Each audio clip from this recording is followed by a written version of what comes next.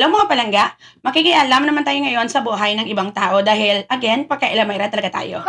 Pero this time, pag-uusapan naman natin langga si Miko Montifalco at saka yung sangka ex niya. So ngayon nga, hindi ako makikialam lang kasi kalablab nila kung whatsoever na nag-kirida-kirida na pod. Wala akong pakialam dyan. Yung gusto ko pang usapan yung topic na ito. Yung tungkol sa bahay ni Miko Montipalco na itinayo langga sa lupa ng kanyang in-laws.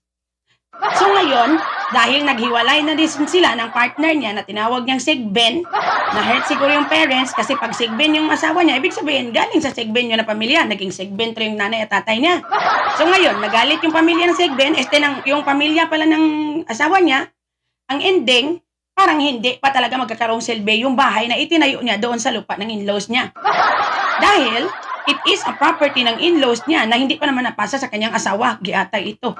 Kaya nga, lagi ko talagang sinasabi sa inyo langga na kapag kayo'y nag-asawa, wag na wag kayong magtatayo ng bahay sa compound ng inyong mga in-laws. Kahit mabait pa yan. Dahil hindi mo malalaman kung ano yung mangyayari.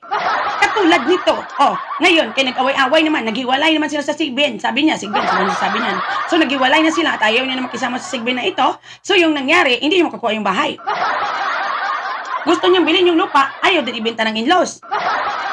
So anong mangyayari dito? Tawagan mo ako, Miko, locatin natin ang bahay na yan. Tibagin natin yung mga dingding, yung mga hollow blocks, hindi na natin siguro makuha ng buo yan.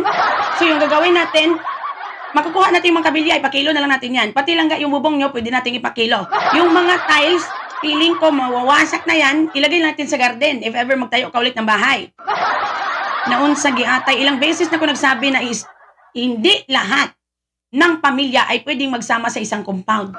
At napakahirap po na bumili ng property or magtayo ng property sa lupa ng ating in-laws dahil alaboton man minsan yan. At katulad nito, naghiwalay kayo, ano na ngayon? Locatin mo yung bahay mo. Ilang beses na ko nagsabi sa hindi talaga kayo nakikinig. May mga pamilya na dapat nakikita lang pag may namatay, pag may birthday, at saka may family reunion. Mga ganyan.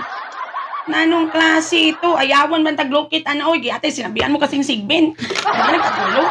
Atay ito. At kung meron man tayong malilearn langga sa kwentong ito, kadalasan talaga pag hindi nag-work ang mga relasyon, may sayings na sinasabi ganiga, sa hinaba-haba ng prosesyon, sa tolpo din ang tuloy. Ay, Diyos ko, giyatay ito. Magpakatatag kayong lahat. Diyos.